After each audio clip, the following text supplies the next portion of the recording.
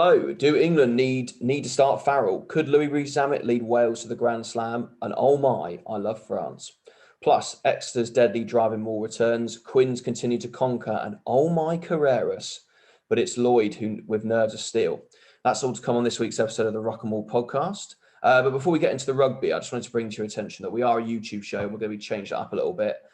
We are still going to upload the whole podcast as an entirety, but sort of something we're going to try out this week is we're going to clip everything, sort of our main topics, into shorter YouTube stuff so you guys can access that in your own time. So therefore, we would really appreciate that you subscribe, click that little bell to stay notified, and then help us grow this channel. As I say, we're four blokes. Obviously, Harry's not here at the moment. He's the only one that's actually doing some sort of rugby training over Zoom. But he'll join us later, who just, as I say, we love the game. We love rugby. We want to help it develop. We want to get more people interested in it. We want to offer our opinions, but from a fan's perspective. Get on board and give us a follow, give us a subscribe. We're also on Instagram, Ruck and Maul Rugby on Instagram, and also on Twitter as well. So give us a follow on there. But lads, how are we, first of all? All good? All good, mate. All good. Not too bad. Plodding on. Podding along. Right, Harry will probably want to talk about Six Nations, so I'll scroll down. Let's start with Premiership. Good topic of discussion to start with, though. No relegation. Thoughts?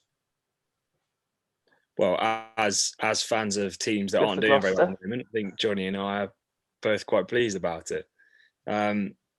We've spoken about it briefly before, haven't we, in other podcasts. I think we all agree it's probably the right way to go.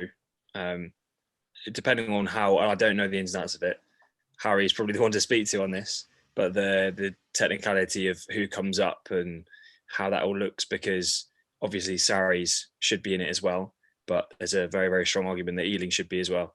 So how it works with all of those teams, and is it 14, is it 13? I'm not sure.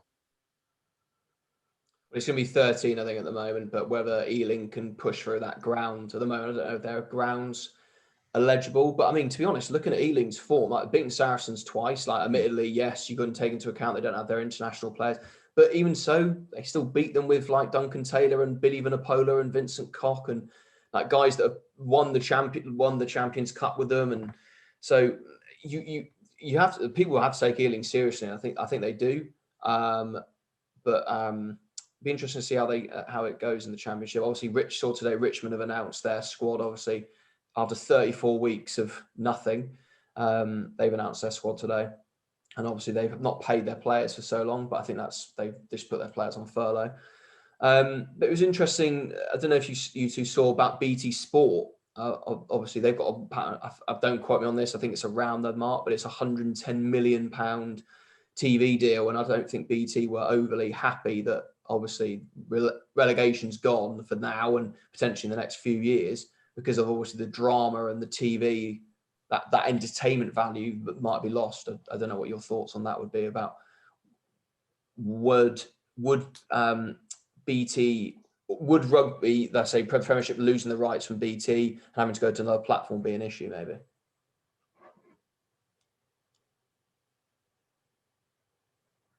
Potentially, I think, because if you have European Cup rugby different to Premiership rugby, that's something that has been quite good, that it's all been aligned for a little bit. I know they've had separate bits on Sky, but I think BT's coverage is actually quite good compared to a lot of providers that I've seen do stuff. I know Amazon had a little spell before Christmas, but I don't think it would be great. But at the same time, don't think relegation's an option, but actually it might be an opportunity for some teams like Gloucester, and I'm hoping Bath, just to put all their young players. Hello. Harry's joined us midway through. Harry, we're talking about relegation. So we just started off on the Premiership with no relegation. Thoughts on the decision to, well, we've been thinking of it a long time, but initial thoughts on no relegation.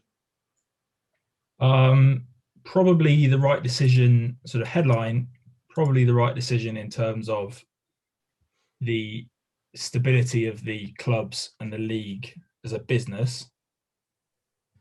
yet to be just worked out whether they've thought of the competition law implications and whether they've sort of bounced the RFU into it and the championship into agreeing to it without really giving them a choice. But we'll see what happens. I think it could be. I think it's with the state, and we talked about on a podcast, like Exeter being quite open about they've lost like millions of pounds a month. I think that was quite, and they're the most successful team. So obviously they are burning money. It does give an opportunity for teams to sort of rebuild, like Bath, Gloucester, Irish, Worcester, Leicester are still rebuilding. It gives them an opportunity to sort of catch up with the top sort of established sides, bring some youngsters through. It can't help. I mean, it can't help the talent pathway. You're more likely to see younger guys.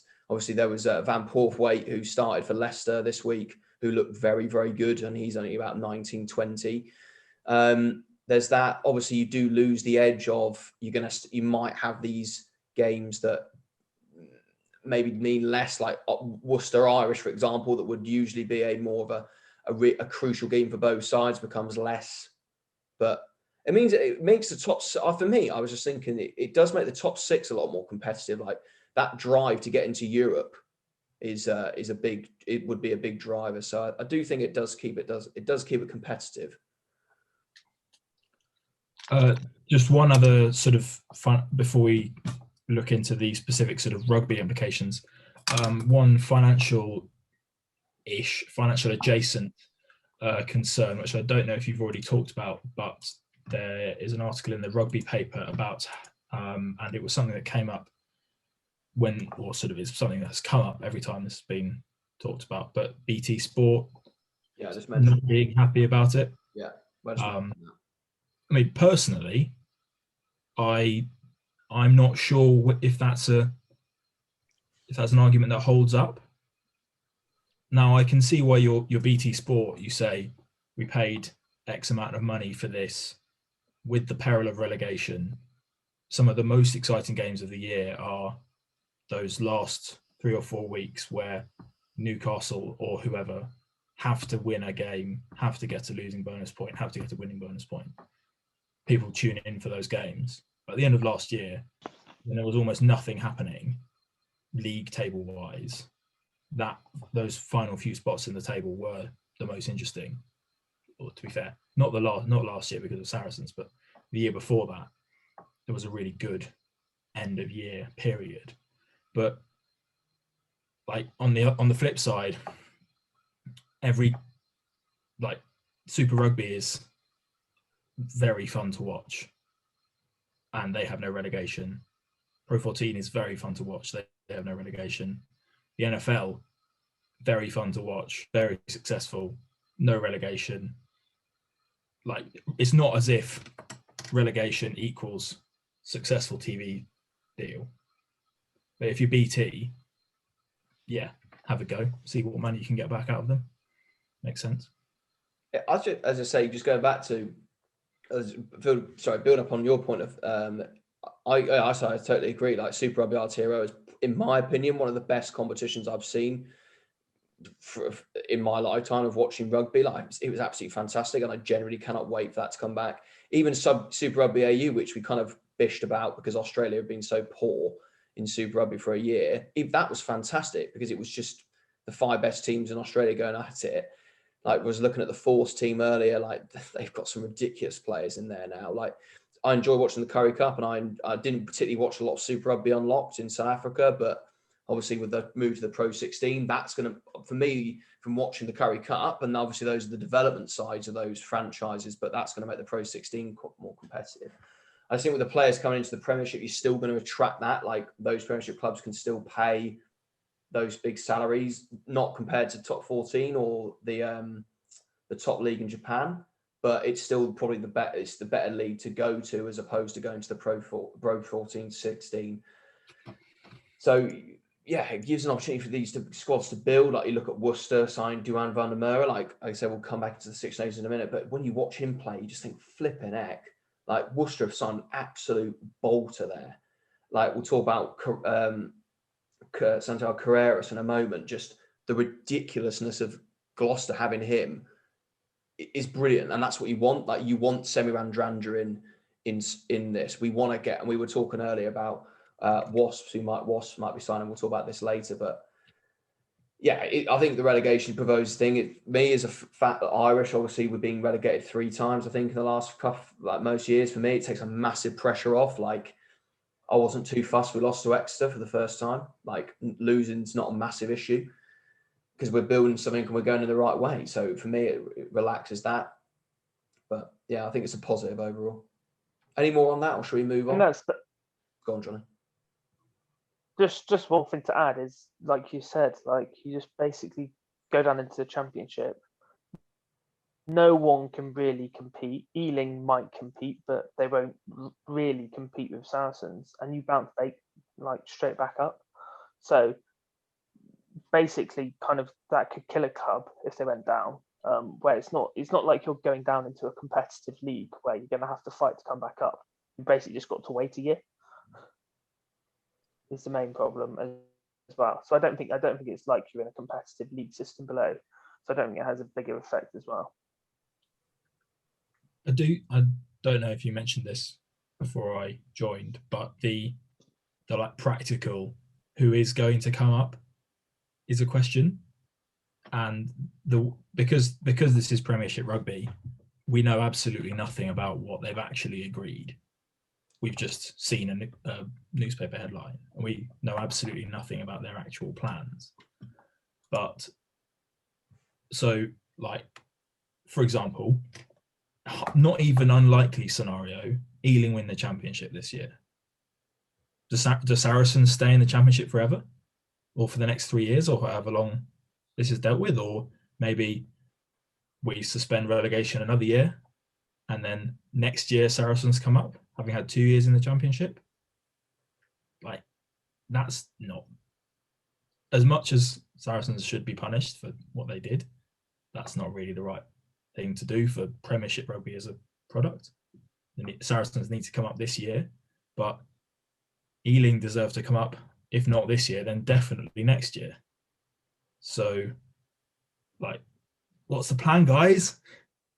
They've got to think about this now. Yeah. To announce it in time for the summer. They've got to announce it now so that Ealing can get their recruitment done. Obviously, they have a recruitment model which is quite like Moneyball-esque already. But Moneyball plus we're going to be in the Premiership next year is a lot more effective. And they've got the money. Like, the guy, obviously, it's the Trailfinders guy. Obviously, he's probably been hit by COVID in some regards because obviously his company's based around flying people around the world and making people go on holiday. But he's still got a lot of money. And then if they get a couple more investors or something, again, you look at the players they've picked up already. Like, we were going through that the other week. Like, they're going to attract some players. So yeah, for me, they go up, you ring fence it for 3 years, you see how people get on. Cornish Pirates as well, they've obviously got some money coming into them, and they do want to go in the Premiership. They're not there at the moment at all, but again, they might want to come up eventually. Like,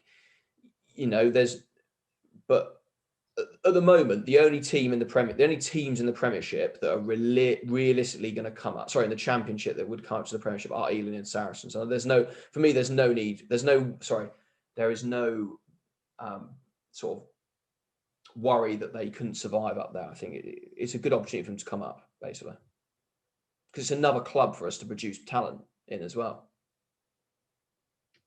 Yeah, no, I agree. I think there aren't many other clubs in the Championship who'd be well served by being brought up. I think it's Ealing and Saracens, and that's probably it. Like Pirates, rather, Hartpury, etc. They do quite well being big fish in the Championship pond and being a feeder club for their respective Premiership team. I think that is a good ecosystem to have. That they're a separate, independent rugby club with all of its relevant history, but sort of behind the scenes, they're supported and in turn support a Premiership club. And I think I like that model. for them. Because you want to get players that come out, and you still want to have that pathway of championship players to get picked out and play in the Premiership. Like the guy that comes to mind is Nick Rouse. Obviously, he was at Irish for a while. Good, solid second row. Played for Rotherham. Played for multiple clubs in there. Picked out, and now got a relatively had a few coaching jobs since. Like he's one player. There's plenty of others that have been picked out of the Championship. Carl Moyle. Look at Carl Moyle at Gloucester. Just picked out. He was at Cornish Pirates. Gloucester. They took him on loan, taking him up. He's a solidly good. He's a good enough player, like James Stokes for the London Irish. Still not 100% sold on him, but he's playing Coventry. He's playing at Coventry. Like, you know, yeah, it's still a good development pathway for Premiership teams to apply their trade and have that opportunity to play rugby is still really good for me. Yeah. Well, there was you might have seen this, but there was a team sheet from a Wharfdale against Hartpury match from a couple of years ago going around Twitter, sort of being shared about how the Championship is so good for developing Premiership players. And the Hartpury team had, so Joe Batley, who's now second row at, was it Bristol, maybe at Gloucester now? Anyway. Other way around, was at Gloucester, now at Bristol. That will make sense, obviously, Hartpury connection. But a Premiership squad player, Dan Thomas, obviously very good Premiership 7 now. Yeah. One of, I think, might be Varney, the 9. Or Robson. No. It would have been Barney Robson or Velicott, one of them. Possibly. Anyway, whichever of those is their age. Be Velicott. Probably Velicott. I think one of the centres is now in the Premiership, and now Matt Prothero, who is playing fullback, who's going to play for Wales. Mm. So, like, the UK rugby needs the Championship to be a competitive, at least 3/4 professional league.